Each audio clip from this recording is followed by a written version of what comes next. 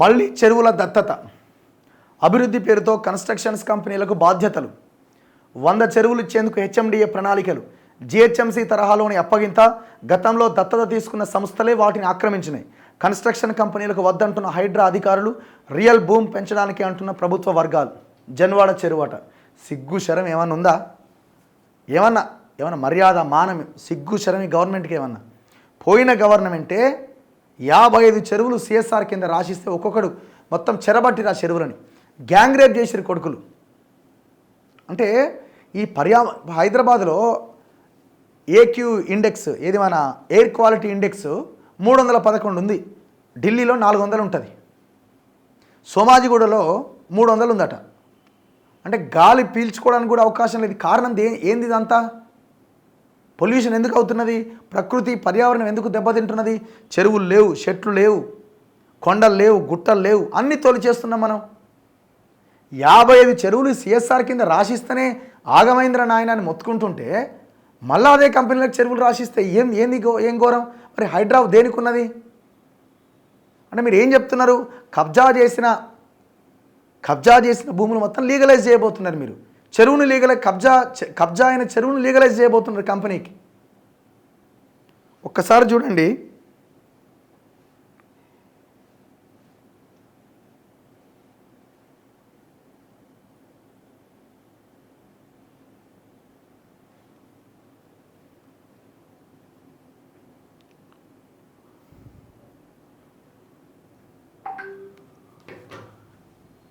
ఇది మేము ముందు నుంచి చూసి ఈ మొత్తం చెరువులు, ఇది లిస్ట్ ఎన్నండి? 55 చెరువులు. 55 చెరువుల చుట్టూ తిరిగితే మేము దాదాపు ఇందులో ఒక 20 చెరువుల దాకా తిరిగినాం. వాస్తవాలన్నీ బయటికి తీసుకొచ్చినాం. ఏం జరిగిందండి? చెరువు కబ్జా, చెరువు నుంచి చెరువుకున్న లింక్ అది కూడా కబ్జా. హైదరాబాద్ అంటేనే హైదరాబాద్ లేక్ సిటీగా పేరొందిన హైదరాబాద్లో ఇట్లా 55 చెరువులని మొత్తం కేటీఆర్ హయాంలో జరిగింది. ఏ ఏరియాలు మళ్ళీ ఇవన్నీ? అన్నీ షేర్లింగంపల్లి, కాజాగూడ్, అమీన్పూర్, ఎకరం 50 నుంచి 100 కోట్లు ఉన్న ఏరియాలు ఇవి. ఎవరి దుర్మార్గులంతా? ఒక వాసవి, ఒక అరబిందో, ఒక హానరు, ఒక వర్టెక్స్, ఒక అదిత్రి, ఇవన్నీ ఈ బిల్డింగ్స్ అని, ఒక రామ్కి, ఒక అపర్ణ.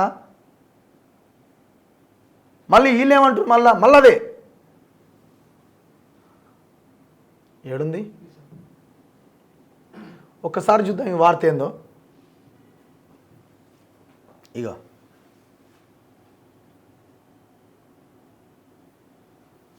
చెరువుల పరిరక్షణ, సుందరీకరణకు రాష్ట్ర ప్రభుత్వం అత్యంత ప్రాధాన్యత ఇస్తున్నది. దీనికోసం ప్రత్యేకంగా హైడ్రా అనే వ్యవస్థను ఏర్పాటు చేసింది. ఇందులో భాగంగా 100 చెరువుల అభివృద్ధికి పూనుకున్న హెచ్ఎండిఏ తాజాగా వాటిని దత్తత ఇచ్చేందుకు సిద్ధమైంది. ఇప్పటికే 25 చెరువులు అప్పగించగా వాటిలో 11 చెరువులకు సంబంధించిన పనులు ప్రారంభమైనట్టు ఆఫీసర్లు చెబుతున్నారు. కార్పొరేట్ సోషల్ రెస్పాన్సిబిలిటీ కింద పేరుతో చెరువులను అభివృద్ధి చేస్తామని చెప్పి దత్తత తీసుకున్న సంస్థలే వాటిని ఆక్రమించిన ఘటనలు గతంలో అనేకం ఉన్నాయి. అయితే చెరువులను సుందరీకరించే బాధ్యతలను ఐటీ కంపెనీలు, పబ్లిక్ సెక్టార్ కంపెనీలకు ఇవ్వాలి తప్ప కన్స్ట్రక్షన్ కంపెనీలకు ఇవ్వకూడదని హైడ్రా ఇప్పటికే వెల్లడించింది. అసలు రియల్ ఎస్టేట్తో సంబంధం లేని వాళ్ళకి ఇవ్వండి. రియల్ ఎస్టేట్తో సంబంధం లేని కంపెనీలకు ఇవ్వండి. కానీ జిహెచ్ఎంసీ తరహాలోని హెచ్ఎండిఏ సైతం 100 చెరువులను దత్తత ఇచ్చేందుకు సిద్ధమవడం వివాదాస్పదమవుతున్నది. Deputy CM presentation. Hyderabad outer ring road పరిధిలో చెరువుల కబ్జా గురించి deputy CM Bhatti Vikramarka power point presentation ద్వారా అధికారులకు వివరించారు. 2014 నుంచి 2024 వరకు చెరువుల పరిస్థితి, కబ్జాకు గత ప్రభుత్వమే కారణమని ప్రకటించారు. 2014 కంటే ముందు 920 చెరువులు ఉన్నాయి. వీటిలో అప్పటికే 225 చెరువులు కబ్జాకు గురైనాయి. 196 పాక్షికంగా ఆక్రమణకు గురైనట్టు అధికారులు గుర్తించారు. 2014 తర్వాత ఉన్న 695 చెరువుల్లో 171 కబ్జా కోరల్లో చిక్కుకున్నాయి. వీటిలో 44 చెరువులు పూర్తిగా ఆక్రమణకు గురవగా 177 పాక్షికంగా కబ్జాకు గురైనట్లు డిప్యూటీ సీఎం ప్రకటించారు. జిహెచ్ఎంసీ ఆధ్వర్యంలో 41 చెరువులు. జిహెచ్ఎంసీ ఆధ్వర్యంలో 41 చెరువులను సిఎస్ఆర్ కింద కార్పొరేట్ కంపెనీలకు అప్పగించింది. చెరువులను అభివృద్ధి చేస్తామని చెప్పిన కంపెనీలే కబ్జాకు పాల్పడుతున్నాయి. రంగాలాల్కుంట చెరువును విట్రూస్ అనే కార్పొరేట్ కంపెనీకి అప్పగించారు. ఆ చెరువు సైతం కబ్జా అయింది. గచ్చిబౌలి ఫైనాన్షియల్ డిస్ట్రిక్ట్లోని రంగలాల్కుంట చెరువు ఎఫ్టీఎల్ బఫర్ జోన్లో నిర్మించిన నిర్మాణాలు తొలగించాలని జయభేరి నిర్మాణ సంస్థకు హైడ్రా అధికారులు ఆదేశాలు ఇచ్చారు. ఎన్ని ఇట్లా చెప్పుకుంటూ పోతే ఓఆర్ఆర్ పరిధిలోని 100 చెరువులను కన్స్ట్రక్షన్ కంపెనీలకు అప్పగించేందుకు హెచ్ఎండిఏ జాబితా రెడీ చేస్తున్నది. మీ అయ్యసొమ్మ రబయ్యదేమన్నా మీ అయ్యసొమ్మ ఇప్పటికే 25 చెరువులను ఆయా కంపెనీలకు అప్పగించారు. వీటిలో 11 చెరువులకు సంబంధించిన పనులు సైతం షురు అయినాయని ఆఫీసర్లు చెబుతున్నారు. చెరువుల డెవలప్మెంట్ పేరుతో కబ్జా చేస్తే కఠిన చర్యలు తీసుకోవడంతో పాటు సిఎస్ఆర్ అగ్రిమెంట్ రద్దు చేస్తామని హెచ్ఎండిఏ అధికారులు చెబుతున్నారు. అయితే ఔటర్ రింగ్ రోడ్ పరిధిలో 549 చెరువులకు సర్వే నిర్వహించడంతో పాటు ఎఫ్టీఎల్ బఫర్ జోన్లను గుర్తించి 411 చెరువులకు ప్రిలిమినరీ నోటిఫికేషన్ ఇచ్చారు. 138 చెరువులకు ఫైనల్ నోటిఫికేషన్ ఇచ్చారు. త్వరలోనే అన్ని చెరువులకు ఫైనల్ నోటిఫికేషన్ ఇవ్వడానికి అధికారులు చర్యలు తీసుకోబోతున్నారు. ఎంత ఘోరమండి ఇది. మండిపడుతున్న పర్యావరణ సంస్థలు. హెచ్ఎండిఏ నిర్ణయం పైన పర్యావరణ సంస్థలు మండిపడుతున్నాయి. భక్షకులకే సుందరీకరణ పేరుతో ఇవ్వడమేంటని ప్రశ్నిస్తున్నాయి. అధికారులు చర్యలు తీసుకునే లోపే సగం చెరువు కబ్జాకు గురవుతుందంటూ పలు స్వచ్ఛంద సంస్థలు విమర్శిస్తున్నాయి. ముఖ్యంగా రంగారెడ్డి, సంగారెడ్డి, మేడ్చల్, మల్కాజ్గిరి జిల్లాలోని 100 చెరువుల జాబితాను అధికారులు రెడీ చేస్తున్నారు. ఇప్పటికే అత్యధిక విస్తీర్ణం కలిగిన లేక్స్ను ఆయా కంపెనీలకు అప్పగించారు. చిట్కూల్ చెరువు 226 ఎకరాలు, అమీన్పూర్ చెరువు 453 ఎకరాలు, పాలమాకలోని మైసమ్మ చెరువు 467 ఎకరాలు, ఇస్నాపూర్ చెరువు ఇట్లా అన్నింటినీ ఇచ్చిందట. ఇది మనకు తెలియదు. ఇంకా ఎంత భయంకరమైన విషయం ఇది. నేను ఒక చిన్న ఎగ్జాంపుల్ చెప్తా. నేను మొన్న కూడా చూపించిన మీకు నేను, అంటే వీళ్ళ కబ్జాలు ఏ స్థాయిలో ఉంటాయి అన్న దానికి ఒక చిన్న ఎగ్జాంపుల్ ఇది.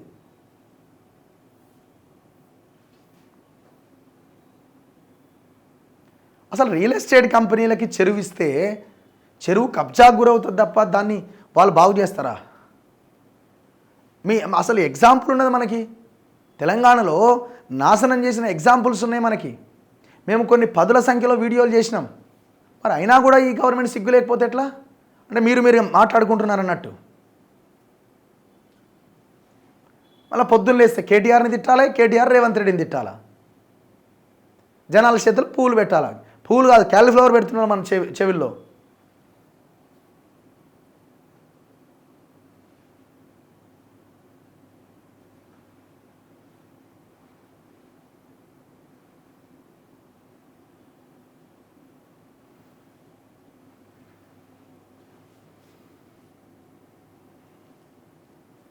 ఇది ఒక్కసారి చూడండి. నేను అంటే ఏ స్థాయిలో ఏ రకంగా వీళ్ళు కబ్జాలు చేస్తారనడానికి ఇది ఒక ఎగ్జాంపుల్, నిదర్శనం ఇది.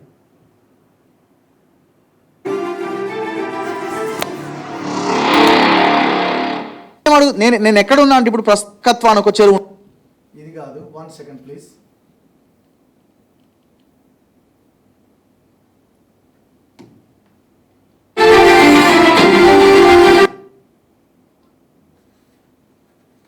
కామునికుంట చెరువు సంబంధించిన గుర్రపు డెక్క ఏదో ధ్వానం. ఇంక ఈ దుర్మార్గులు అలా అక్కడ నేను ఇంతకుముందు చూపించిన వేవర్ అక్కడ ఉంది. ఇక్కడ ఆ ప్రొక్లేన్కి అవతల భాగంలో నేను ఇంతకుముందు చూపించిన కాలువ. సో అక్కడి నుంచి నీళ్ళు ఏమవుతాయంటే అటు నుంచి ఆ మార్గం గుండా స్ట్రేట్గా వెళ్ళి ఎక్కడ కలవాలా అక్కడ. చూడండి, ఈ రిటైనింగ్ వాల్స్ కట్టడానికి వీల్లేదు.